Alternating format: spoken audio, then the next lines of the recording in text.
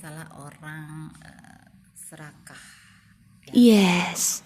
Orang serakah itu ada macam-macam bentuknya ya. Jadi ada yang eh, terlihat langsung kita baca ya, oh ini orang memang serakah. Atau ada juga yang memang tidak terlihat. Jadi orang yang diam-diam sebetulnya dia tuh punya maksud. Nah, eh, yang justru paling berbahaya itu kalau menurut saya itu justru orang yang diam-diam itu punya maksud ya, karena tanpa kita sadari dia itu berusaha untuk mengambil hak-hak kita.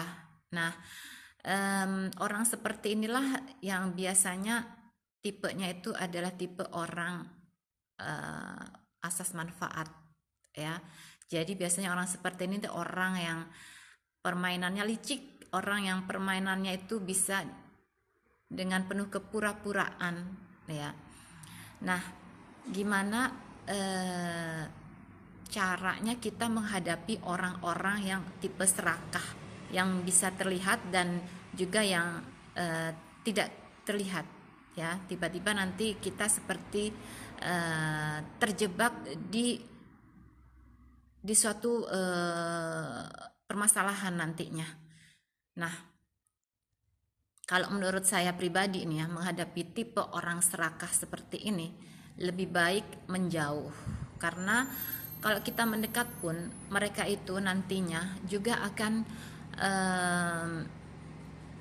terus, terutama yang secara sembunyi-sembunyi ya, yang kita tidak kelihatan kalau dia tuh memang punya maksud ingin menguasai hak kita, itu biasanya dia itu secara lebih berbahaya karena diam-diam dia itu nanti pura-pura baik dengan kita, pura-pura ramah kepada kita ya, tapi sebetulnya dia tuh punya maksud tertentu. Nah,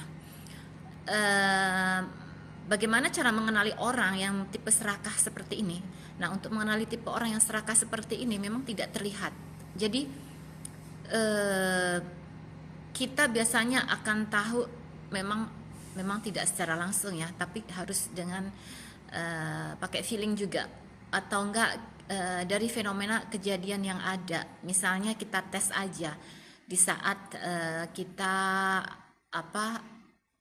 kita sedang susah atau kita sedang kasarannya sedang dalam terkena suatu musibah, apakah dia akan siap datang membantu kita, menolong kita dan lain sebagainya.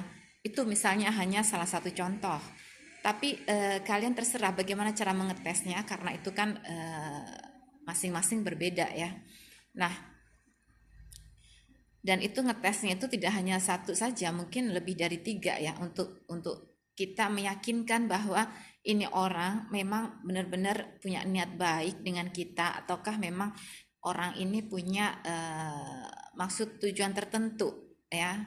Nah, kalau dengan orang yang tidak terlihat ya, semacam begini, yang punya niat serakah terhadap hak-hak kita, itu memang perlu dites, karena kita nggak akan pernah tahu dan tidak akan pernah menyadarinya ya.